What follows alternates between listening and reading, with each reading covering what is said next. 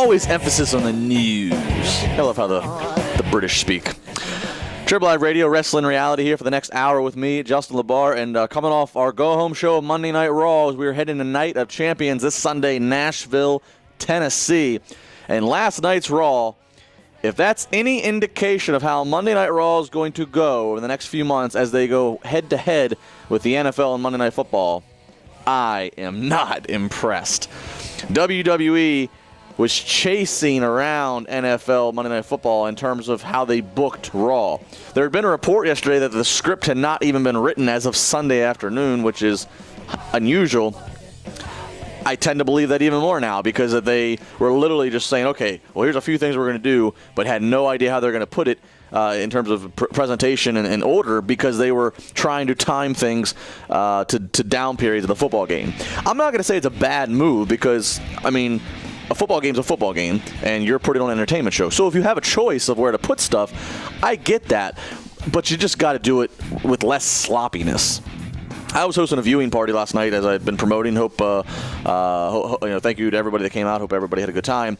And so I was a little bit distant from the show as is. Like I wasn't live tweeting. I knew I'd have to go back and watch it again because you're socializing, and even with the sound on, just still, I'm moving around. But I remember at one point, I stopped and I'm watching a little piece of the show, and I'm just going, man, maybe it's just me. Maybe it's just because I'm a little disconnected, but this just seems really awkward. And then I go back and watch it again, and yeah, I was right.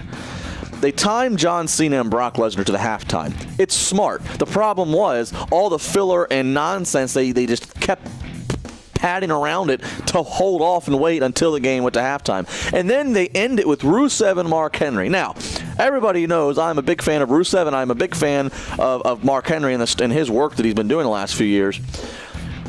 And I'm not even upset with them getting a main event spot if that's just what WWE felt was the right thing to put in that spot because they didn't know what the viewership was going to be.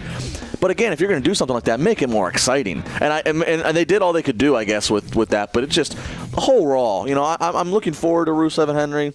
That's fine. Once again, Brock Lesnar and John Cena should be the best match on the card. I like this segment. I loved the kind of holding Paul Heyman hostage. It was right for the goal in terms of keeps people building. This Lesnar confrontation is going to come.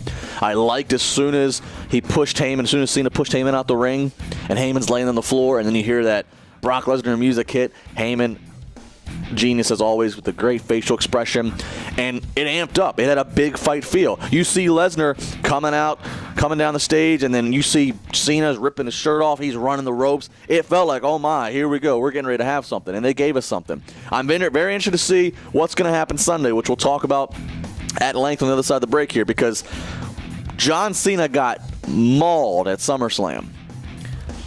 Logic would have it that he should not beat Brock Lesnar. No, which way around this? He should not beat Brock Lesnar. It was the same situation going into SummerSlam, and they did the right thing. I hope they do the right thing this Sunday. And if any indication is how they're booking Raw lately, I'm a little bit worried because it's been not the greatest of their work recently. 412-320-7925, sportstalk@tribweb.com. You can tweet me at JustLaBar. Get on the horn. Calls next.